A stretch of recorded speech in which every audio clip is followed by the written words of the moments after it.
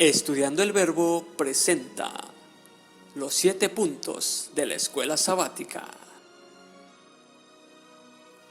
La lección 5 para el 2 de mayo de 2020 se titula Solo la Biblia, solo Escritura.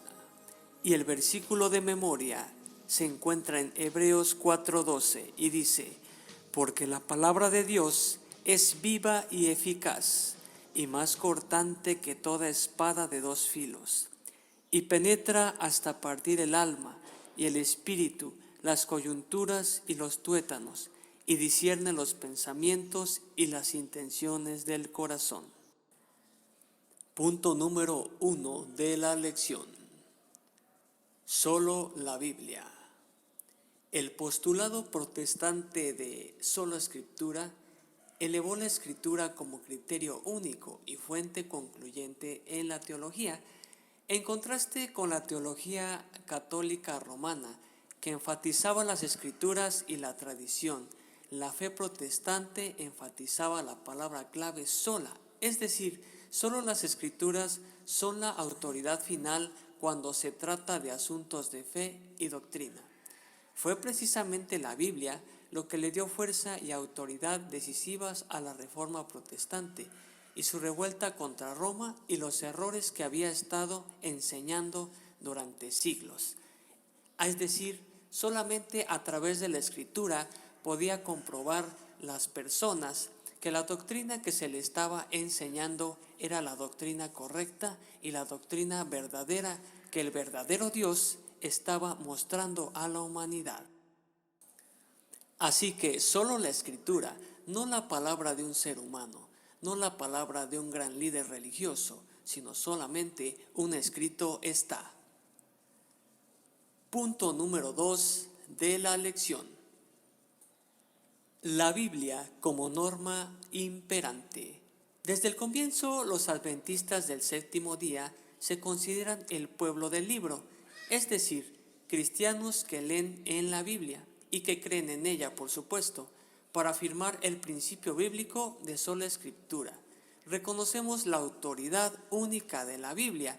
Solo la Escritura es la norma imperante para nuestra teología y la máxima autoridad para la vida y la doctrina.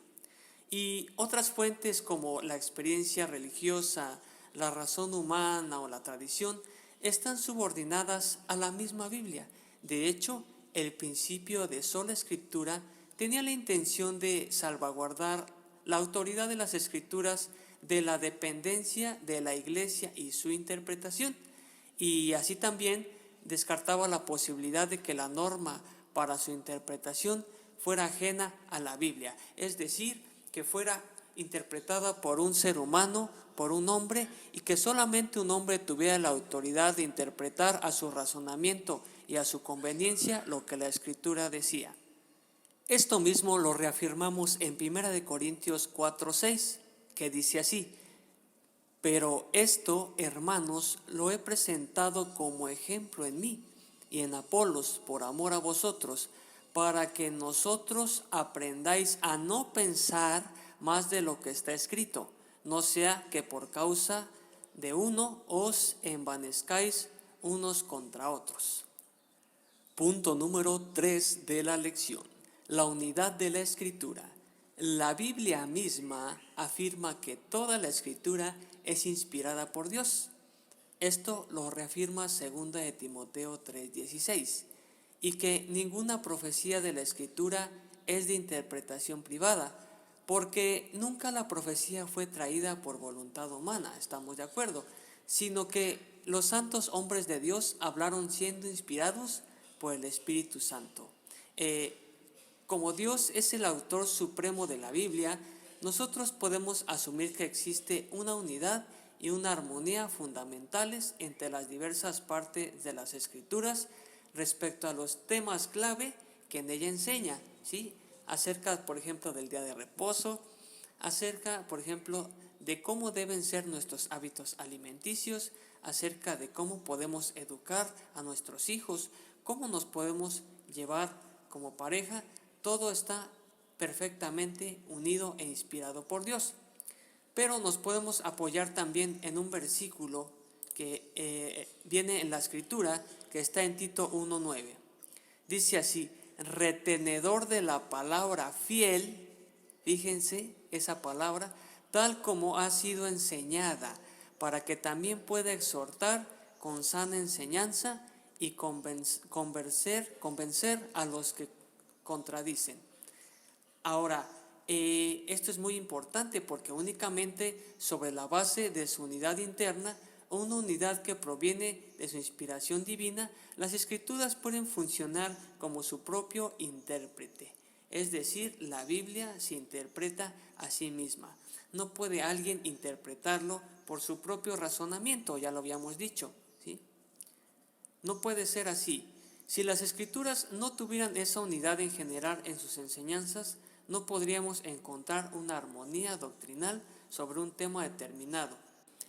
Porque si en un pasaje dijera una cosa y en otro pasaje otra, Dios sería un Dios cambiante, pero este no es el caso. Pero la verdad es que no tendría base para aplicar medidas disciplinarias si la Biblia no estuviera en armonía, ni para corregir desviaciones de la verdad de Dios. Por lo tanto, hermanos, las Escrituras perderían su poder convincente y liberador si no tuvieran esa coherencia y esa unidad. Sin embargo, Jesús y los escritores bíblicos dan por sentada la unidad de las Escrituras que se basa en su origen divino. Podemos ver esto en su práctica común de citar varios libros del Antiguo Testamento como de igual peso y armonía, ¿sí? Como por ejemplo las Escrituras de Isaías, las podemos ver también hechas una realidad en el Nuevo Testamento, por ejemplo en la crucifixión y sufrimiento de Jesús. Así que la Biblia está totalmente en armonía. Punto número 4 de la lección: la claridad de la Biblia. Cualquier apelación, hermanos, a las Escrituras en sí tiene poco sentido si el texto bíblico no es claro en su significado, ¿sí? Si la Biblia no fuera clara, especialmente en las doctrinas básicas y fundamentales, ¿sí?, no tendría ningún sentido, ¿verdad?, confiar en la Biblia. Pero la Biblia es totalmente clara. El testimonio bíblico es inequívoco. La Biblia es suficientemente clara en lo que enseña. La Biblia es tan clara, es más, hermanos, que la pueden entender tanto niños como adultos, especialmente en sus enseñanzas más básicas. Y sin embargo, existen infinitas oportunidades para profundizar nuestro conocimiento y comprensión. Todo eso depende de ti. Así que no necesitamos ningún magisterio de la Iglesia que nos proporcione el significado de la Biblia. Al contrario, todos los creyentes pueden entender sus enseñanzas básicas, ¿sí? Obviamente a cada quien conforme le toque su nivel de conocimiento. Como dice Pablo, a los niños les vamos a dar leche espiritual, a los adolescentes les vamos a ir dando un poquito más sólido, y ya a los adultos espiritualmente tenemos que ver algo más profundo y algo más que afirme nuestra fe de manera profunda, como son las Escrituras. Vamos a reafirmar este punto en Lucas 6:3. Respondiendo Jesús le dijo: ¿ni aun esto habéis leído, lo que hizo David cuando él y los que estaban con él tuvieron hambre? O sea que dice Jesús, ¿qué no sabéis, sí, que en las Escrituras podemos entender o podemos comprender algo de lo que ahora nos presenta, por ejemplo, en el Nuevo Testamento, lo que estaba viviendo Jesús, ¿sí? Esto da por sentado totalmente el sacerdocio de todos los creyentes, en vez de restringir su interpretación a unos pocos elegidos como el sacerdocio clerical, ¿sí? Y ya lo habíamos dicho, la interpretación bíblica no solamente es para los niños, es para los adultos, no es para los pastores, no es para los ancianos, sino también es para los niños. Así que la Escritura es totalmente clara y debe entenderse la mayoría de forma literal, a excepción de los simbolismos, de las parábolas y de las referencias proféticas en Apocalipsis y en el libro de Daniel. De ahí en fuera la mayoría es literal y no tenemos por qué transgiversar. Punto número 5 de la lección: La Escritura interpreta a la misma Escritura, únicamente porque hay una unidad subyacente en las Escrituras. La Biblia puede profundizar como su propio intérprete. Sin esa unidad, la Escritura no podría ser la luz que revele su propio significado, donde una parte de la Escritura interpreta a otras partes y por lo tanto se convierte en la clave para interpretar pasajes relacionados.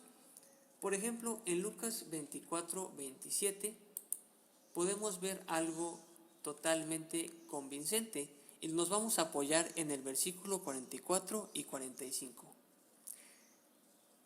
Dice así la palabra de Dios. Estamos en Lucas 24:27 y dice: y comenzando desde Moisés y siguiendo por todos los profetas, les declaraba en todas las escrituras lo que de él decían. 44. Luego les dijo: estas son las palabras que os hablé estando aún con vosotros, que era necesario que se cumpliera todo lo que está escrito en mí, en la ley de Moisés, en los profetas y en los salmos. Entonces les abrió el entendimiento para que comprendieran las escrituras. Entonces la interrogante es: ¿cómo alude Jesús a las escrituras para explicar quién es Él? Que nos enseña esto que acabamos de leer, hermanos, acerca de cómo podemos interpretar las escrituras. Bueno, la belleza de permitir que la escritura interprete la escritura es que arrojamos, o arroja más bien ella, más luz sobre su propio significado. Es decir, solamente la tienes que estudiar para interpretarla, pero bajo el contexto en el cual se está llevando a cabo la situación, ¿sí? Porque dicen por ahí, un texto sin contexto es un pretexto, ¿sí? Así que tenemos que tener bien en claro eso para que la Biblia se pueda interpretar sola. Al hacerlo, no, hermanos, no enlazamos varios pasajes indiscriminadamente para justificar nuestra opinión, sino que consideramos cuidadosamente el contexto de cada pasaje, además del contexto inmediato anterior y posterior de un pasaje que estamos investigando. Debemos tener en cuenta el contexto del libro en el que se encuentra el pasaje, ¿sí? Contexto, contexto y más contexto.